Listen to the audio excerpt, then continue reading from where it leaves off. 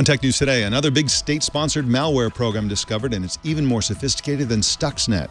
Plus, Samsung is making big changes. Some EU politicians want to split Google in two, and why is Google censoring Google Maps in Hollywood? It's all coming up next on Tech News Today. This is Twit. Bandwidth for Tech News Today is provided by CacheFly at CACHEFLY.com.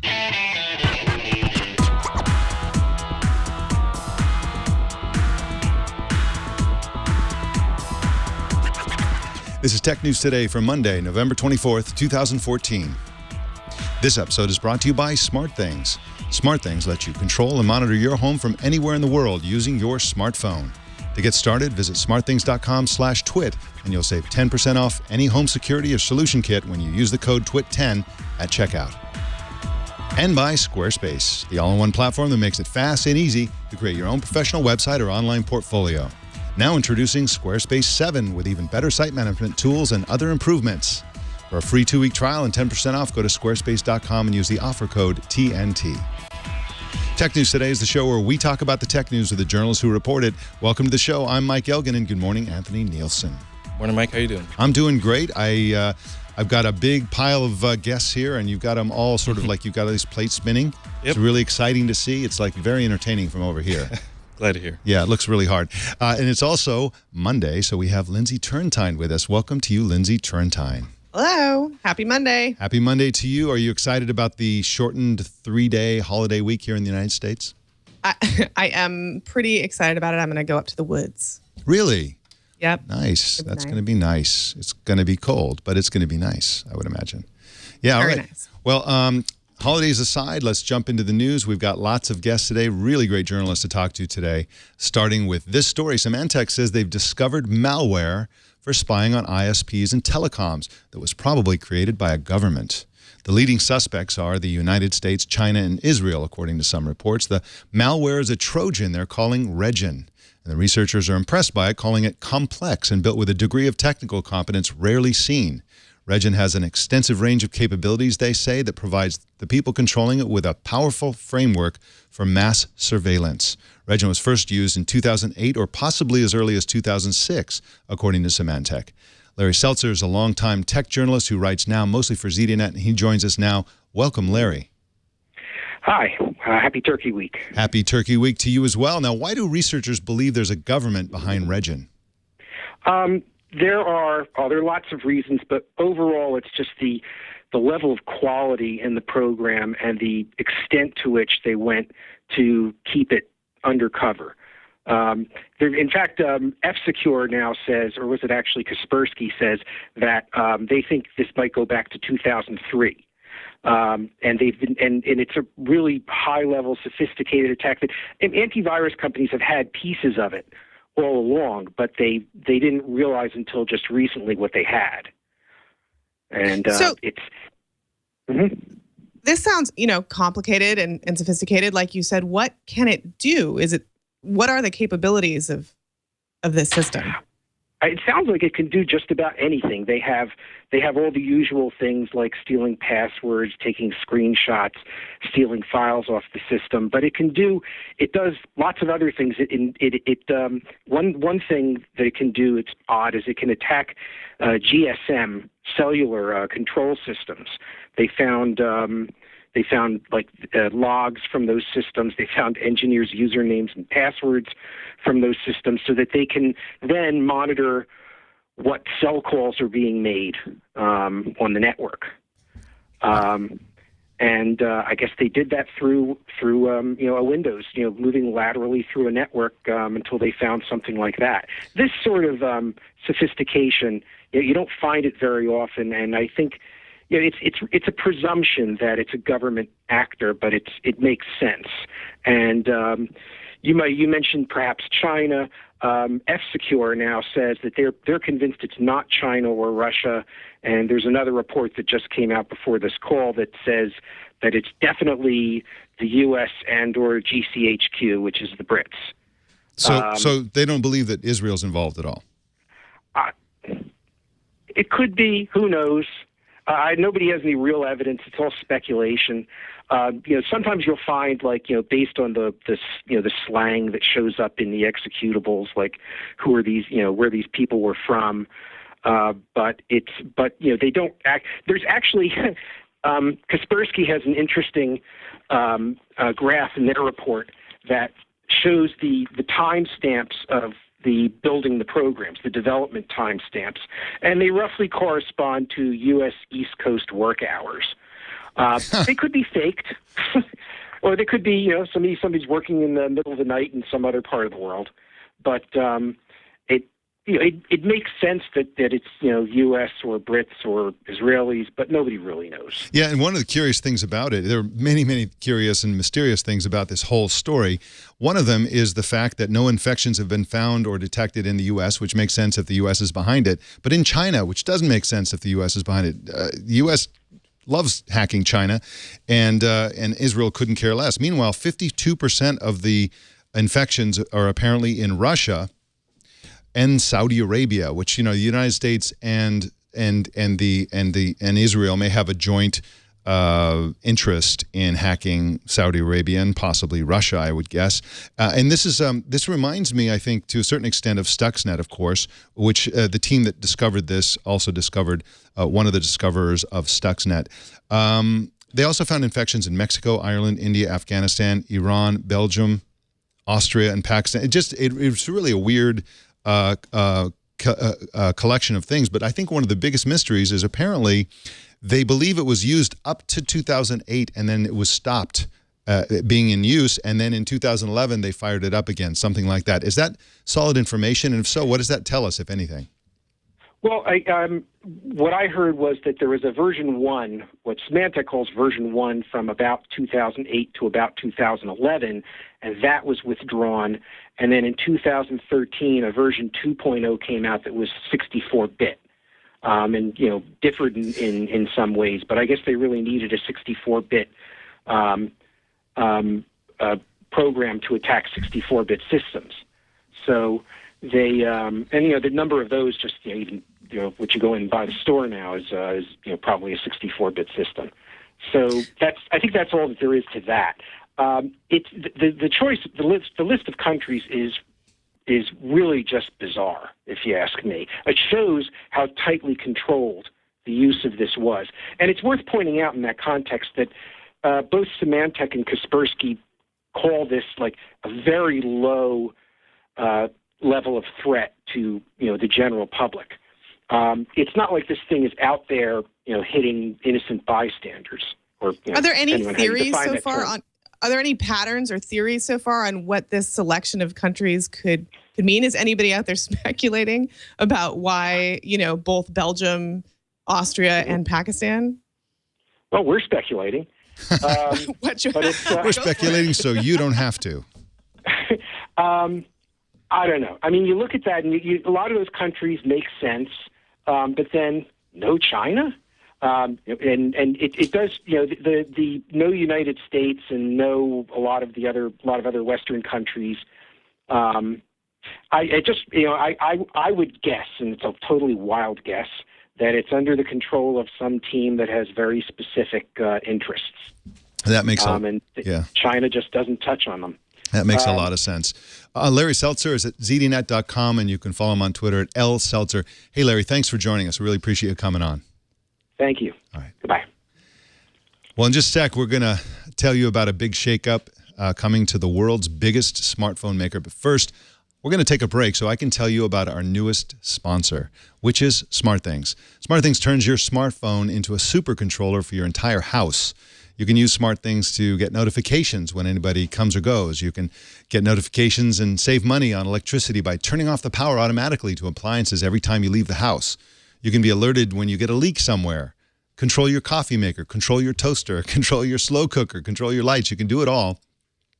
And the way you do this is first you download their free app, which is available for iOS, Android, and even Windows Phone. And then you buy any number of very low-cost kits, which contain a SmartThings hub, plus the sensors and easy-to-use gadgets that let you control and monitor your home. If you've already got some home automation products, don't worry, because SmartThings sensors and outlets work with hundreds of popular connected devices, including products from Logitech, Dropcam, Nest, Sonos, and the Philips Hue. SmartThings recently announced that in 2015, you'll also be able to control and automate a variety of Samsung appliances, including refrigerators, washers and dryers, air conditioners, and even their robotic vacuum cleaner. To get started creating your smart home, visit smartthings.com/twit, and you'll save 10% off any home security or solution kit by entering the code TWIT10. The 10 is for 10% off. And that's at checkout. Make sure you enter that code, TWIT10. For fans of TWIT, solution kits start at just $170, and home security kits start at only $350. Each kit comes with a SmartThings hub with everything you'll need to turn your home into a smart home in as little as 15 minutes. You'll also get free shipping within the U.S. That's smartthings.com/twit. And remember, enter the code TWIT10 at checkout. Well, Lindsey, it looks like big changes may be coming to Samsung. That's right. According to a scoop in the Wall Street Journal, Samsung is considering a major leadership shakeup, and it could see J.K. Shin, who's currently the co-CEO. He's in charge of mobile devices, and he could step out of that role. It's possible that BK Yoon, who is another co-CEO at Samsung and manages Samsung's appliances and televisions division, could pick up the mobile job. But this is really a story of how quickly fortunes can change in the mobile world. 2014 has been a really rough year for Samsung, especially in the mobile division. And that comes just on the heels of a huge growth year the previous year. Sam Schechner, tech correspondent for the Wall Street Journal, is here with us to talk about his scoop. Congrats on the story, Sam. It's a good one. Thank you. And thanks for my colleague in Seoul, who's asleep right now, Jonathan Cheng, who did the story with me. Excellent. So Samsung sold 40% fewer Galaxy S5s than it had predicted internally when it ordered 20% more to be manufactured than the prior year. How did that happen? How is Samsung making these missteps? Well, I think that's the $1 million or really, $1 billion question. The company creates very high quality products, and they were obviously overconfident. Did they not see the competition from, a rising tide of low cost but high quality smartphones coming out of China? Did they just think that it wouldn't eat into their product? That's why the company is considering, major management changes. Now, Sam, the current structure has two CEOs, one of whom is Shin, who could be fired. He's in charge of the mobile, right? And then the other one is Yoon, who is in charge of appliances and things like that. And they're thinking about putting Yoon in charge of all of that. Is that correct?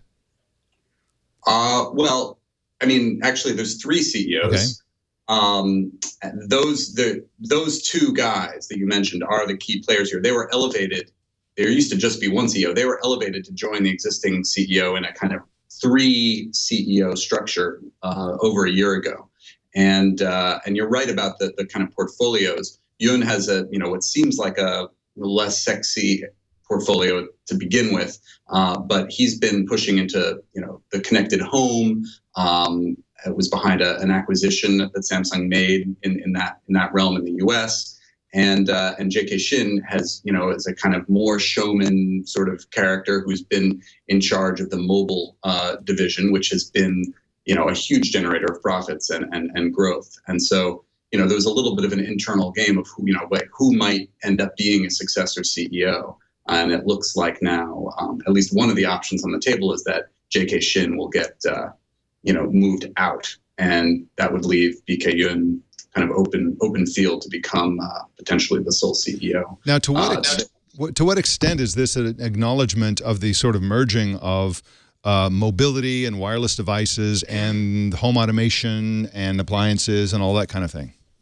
Well, just to be clear, it's speculative. We don't know that they'll necessarily do this, but I think that if they do, it is a sign that those worlds are merging. And to the extent that I'm using my Galaxy smartphone to tell my shades to go down, or, to put content onto my Samsung TV. It seems like those are worlds that, probably ought to go together. And the same thing could be true on the business side, where, Samsung has been trying to build its enterprise business. And so, it could make sense to have those worlds merge. So it seems like tough pressure from the China market is one of the problems for the mobile division. And we've got Xiaomi, Lenovo, Huawei in particular putting a lot of pressure on Samsung. Is one of those manufacturers particularly scary, or is it just pressure across the board that's causing problems for the Korean company? I think that's a very good question. I mean, I think Xiaomi is definitely one that has made a lot of impact.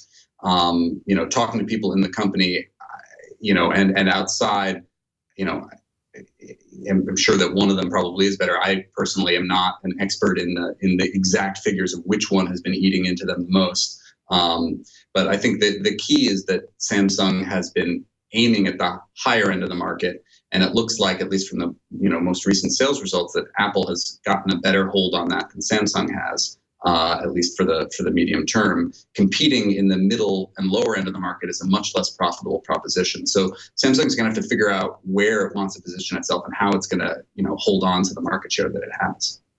So just as a matter of full disclosure, as we said earlier, SmartThings is one of our sponsors in this show, and Samsung owns the company. We mentioned home automation and so on, so that has to be said, again, for full disclosure. Sam Schechner. That was the acquisition I was talking about with from VK Yoon. So exactly. So you guys are really, financially involved in his success here. Exactly, and I've written columns on the fact that I think Samsung is ideally positioned to be a very dominant player in home automation because of their appliances, because of all kinds of reasons, and so that's going to be an interesting transition for them. I think they're in really good shape to really dominate that if they don't squander those advantages. Sam Schechner is at WSJ.com, and you can follow him on Twitter at Sam Schech. I'm going to spell that SAMSCHECH. You should follow him on Twitter right now, and we thank you for coming on the show. Thanks for having me. All right. Well, the European Parliament Thursday will vote on a resolution that includes an option to break up Google, separating the search business from all the other businesses. The author of the draft measure, whose name is Ramon Tremosa, called Google a monopoly that's killing European technology businesses, and that the resolution would end, quote, Google's illegal and discriminatory treatment, unquote. Jeremy Owens is a reporter for the San Jose Mercury News, and he joins us now. Welcome to you, Jeremy. Thanks for having me, Mike. First of all, Google isn't going to be broken up by the EU, are they? Not by the European Parliament that is putting forward this legislation, no. They have no power to break up Google. They are basically just telling the commission, the competition commission within Europe, that they would like to see something like this happen, or basically anything happen, with a 4-year investigation right now. What is everybody so upset about in the EU? Why are they so angry at Google? This seems to be an ongoing set of conversations. Yeah, this is a 4-year investigation, and basically what the complaint is that when you search Google, you automatically get Google products at the top of the search results, whether it be Google Maps or other Google Docs, whatever Google product, whatever you happen to be searching for, whatever Google offers, especially in shopping, they're going to put their results up at the top above everybody else. And what Europe wants to see is European companies showing up in those spots instead of Google's products, and they feel that Google gets a unfair advantage being able to push its products at the very top of its search results, with 90% of Europeans using Google as their number one search engine. Google has more than 90% market share in Europe, but of course, and that's the problem, right? That it gives them this monopoly power. But other search engines have been more dominant than Google in China, in Russia, in other parts of the world. Google is, even if they're the leading brand, like as in the United States, they're not as dominant as 90%. So the real problem is that European citizens are obsessed and choose Google.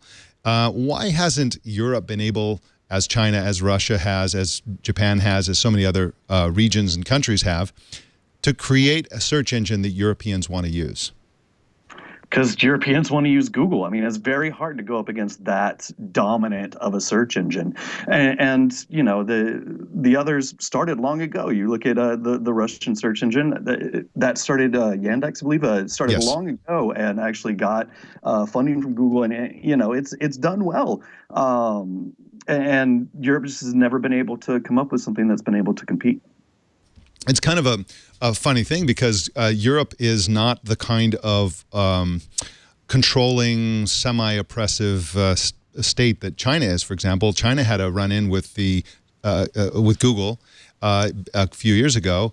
Google sort of packed up and moved to Hong Kong, essentially, and then the Chinese search engine just took off.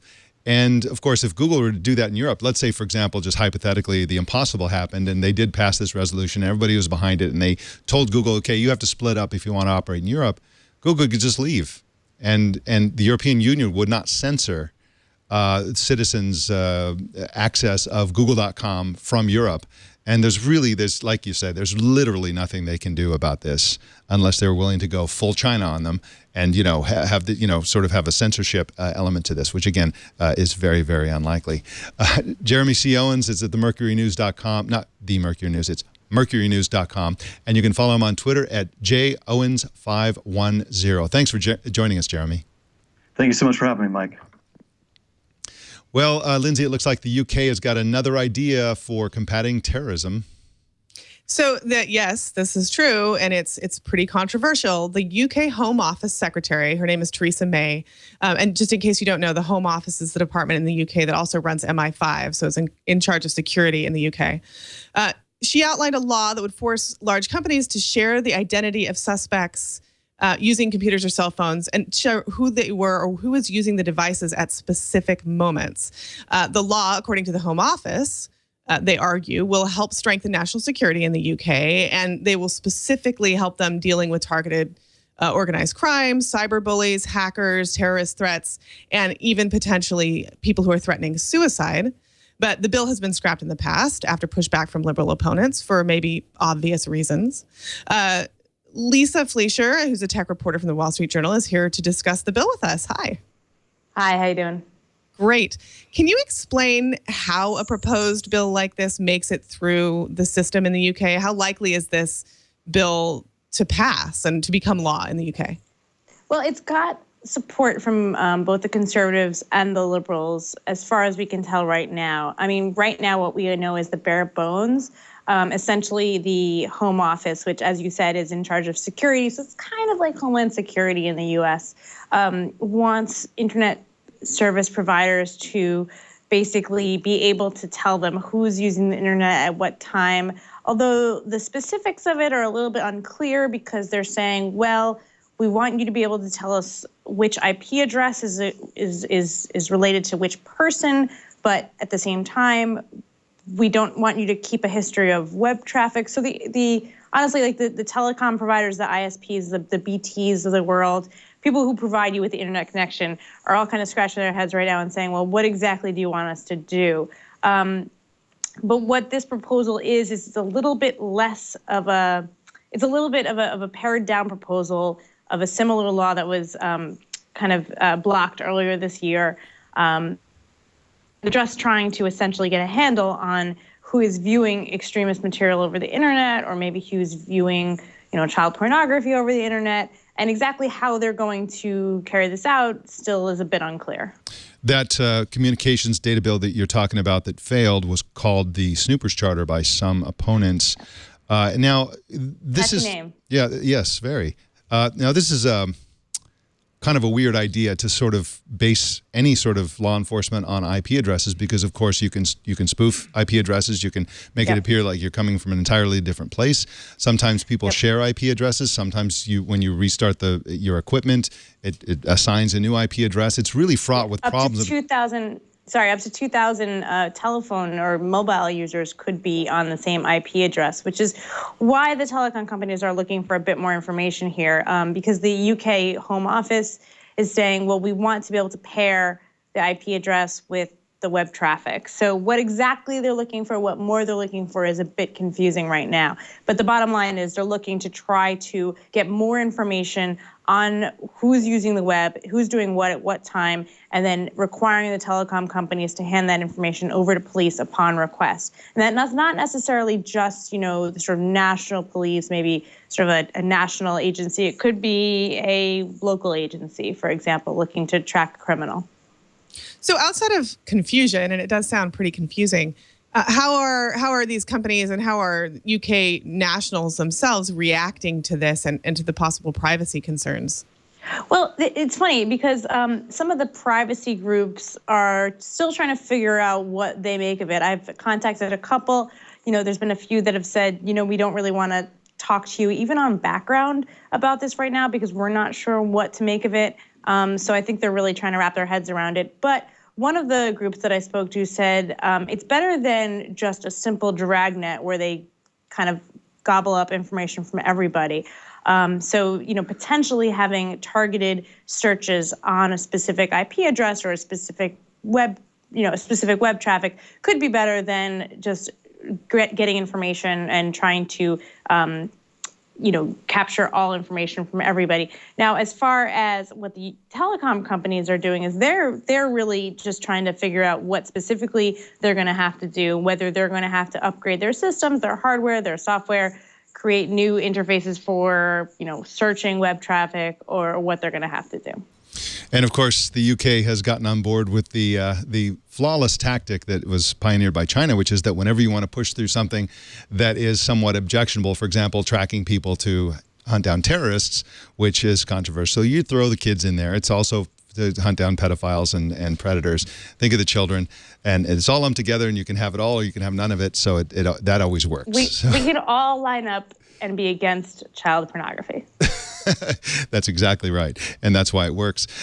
So, Lisa, you're an American in London. Are you going to be celebrating Thanksgiving?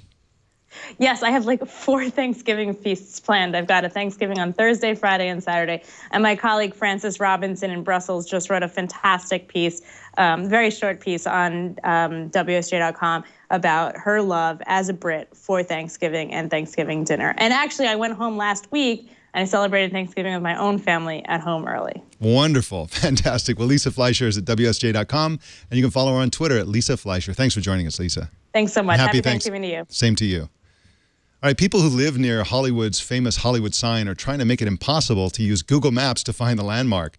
The reason is that tourists looking to take selfies with the sign create gridlock on their otherwise quiet and lovely streets. Alissa Walker is the urbanism editor at Gizmodo and joins us now to talk about her story on this topic. Hey, what's going on, Alissa?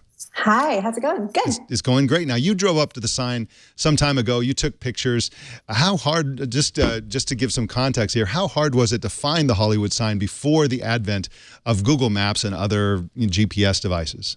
Well, as I say in my piece, I moved to Hollywood about 13 years ago, and I lived pretty close to the sign. And it would always be very enlightening to, as I knew the path to get there and on foot or in my car, to run into all the tourists who were trying to find their way there. Because it's actually very, very confusing. The streets are twisty, churny, steep, very narrow. It's actually like very hard to find where you're going. So you can kind of see the neighborhoods there. They're just kind of like globbed on top of each other, climbing up these steep hills. So for, I think, a regular person trying to find them, they absolutely needed a map or very specific directions to be able to get close to the sign. So what is happening now? What has become of these neighborhoods now that everybody has a handheld way to find it? And what's going on? So yeah, flash forward to a few years ago when now we have, a phone in all of our hands and a GPS in our car, and people could actually find it very easily all of a sudden. But the problem was so many people are coming into these neighborhoods. These are very residential neighborhoods. They were not designed for tons of cars to be driving through them. So the traffic was just horrible. People were parking on these very narrow streets. And a lot of the residents got angry because of the way that, this gridlock was being created in their neighborhoods. They also saw it as a safety risk. These are places where we have a lot of wildfires. These are places where ambulances need to get through. So they actually worked with some of the mapping companies using a local council member who kind of volunteered this effort to take the directions that were accurate, that can tell you how you can get to the sign, and move them to a different location in Hollywood. So this is really kind of crazy. You described 3 levels of censorship around the Hollywood sign. Can you tell us about those 3 levels of censorship? Right. So there's, first of all, if you try to use Google Maps or some other driving Garmin or any kind of GPS or mapping device, it will direct you to Griffith Observatory, which is a couple miles away. It's still in the same park, but you have to, right, you can see right here, it's not really anywhere close to it. There's other places to get to the sign. You can actually hike right up behind it. But the fact that the maps aren't even letting you know that walking there is an option, especially in LA, you know that I'm such a big advocate for getting people out and walking in LA. The fact that you can't even, they're not even instructing you that you can walk up there. There's also people who live in the neighborhood who are trying to tell people that it's impossible to get there, and they want the streets closed or trails closed so people can't actually walk on this public land and go up and see the Hollywood sign. So these are some pretty big issues. I was just very concerned with the fact that we can just change maps to whatever we need to change them to, and then keep people out of public lands, either physically or technologically. That's a crazy concept. And have you, in your reporting on this, or just talking to people, heard of any other situations in which this happens? Any other major landmarks or public places? Well, I tried to get some examples, or try to find some examples of what this looked like. Of course, there's dangerous places that we shouldn't be able to see for our own security. Say, like Google will blur a military base or something like that. That's cool, we know that. Or maybe an international border that's contested or something like that. One good example I came up with, which is maybe not quite the same, is Mount Rushmore. Yes, it won't tell you can walk to the top of George Washington's head because you actually aren't allowed to. It tells you where to park and take a picture right there. But the fact that it's not even letting you know, the Hollywood sign is a completely public trail, on the top of a completely public trail. And the fact that it wouldn't direct you to the trailhead of that trail and instead would take you so far away, that's going to make all these tourists just want to drive closer. Once they get all the way far, they're like, this isn't the picture I saw. This isn't what I saw in the movies. And you mentioned in your piece that you were personally threatened after you posted some information, some help in getting to the sign. You got some hate mail, basically, and some threats from residents, didn't you? Yeah, a few years ago, I wrote a story that I thought was very helpful, telling people specifically not to drive through the neighborhoods, directing them to a place that's has a very good view, that is nowhere near these very narrow roads and twisty turny neighborhoods, telling people where they could park, telling people how to leave their cars behind and walk up to the sign. And I also published directions on how to take a city bus that drops you off at a trailhead, no cars at all going up into this canyon. And still, these were not acceptable solutions for the homeowners who think that I'm trying to promote more people to see the sign, which I think is actually a good thing. I want more people to see it and experience my city. And I think it goes without saying that, the people who live up there live in some beautiful homes and some expensive properties. They're wealthy people. And if a bunch of poor people down in Compton wanted to keep their streets a little bit clearer, they would not be successful in getting Google and Garmin to change and make their maps inaccurate, probably. That's just my guess. Now, let us get to the punchline of this whole story. You called the Hollywood sign situation a disturbing peek into the future of digital cartography. What did you mean by that? Well, if we start changing the driving directions to certain places or the locations of certain places, where does that change? My examples were that we could start messing with other data that was publicly created to learn things about property values, or even the locations of restaurants. And then people would be able to create these little stitched, digital fences around their houses and around the places they like to go, and prevent other people from going there. And we've got a hashtag for this whole thing called #OccupyHollywoodSign. You heard it. You heard it here first. Alissa Walker's at Gizmodo.com, and you can follow her on Twitter, of course, at @AWalkerInLA. Thanks for joining us, Alissa. Thank you so much. All right.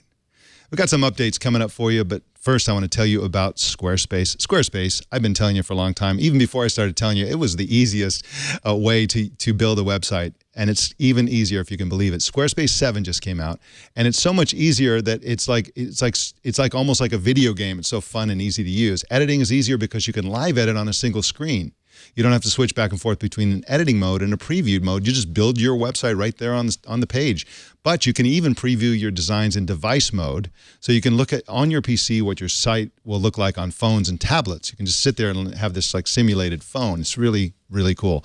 And you can get instant access to Getty stock photos. They cost just $10 each. And of course, these are very, very high quality photos that just go right into your site. If you're using Google Apps, you can have branded email for your business automatically. And the new developer platform out of beta. If you're a developer, you can get access to the same platform that Squarespace uses for its own site for complete code control. And of course, e-commerce is available for all subscription plan levels. It's inexpensive. Squarespace starts at just $8 a month, and that includes a free domain name if you sign up for a year. Squarespace's Portfolio, Note, Metric, and Blog mobile apps are really an on-the-go extension of your website so that you can monitor and make changes from absolutely anywhere. And the Note and Blog apps are now on Android as well. Start a free 2-week trial with no credit card required and start building your website right now. If you decide to sign up for Squarespace, make sure you use the offer code TNT, and that'll get you 10% off the price, and it'll also show your support for Tech News Today, and I appreciate that. And to begin using Squarespace 7, if you're an existing customer, just go to the Settings tab and activate all the new fun and games. And we thank Squarespace for their support of Tech News Today. And remember that a better web awaits, and it starts with your new Squarespace website. Google updated its Google Shopping search engine on mobile devices to give better information about products just in time for Black Friday.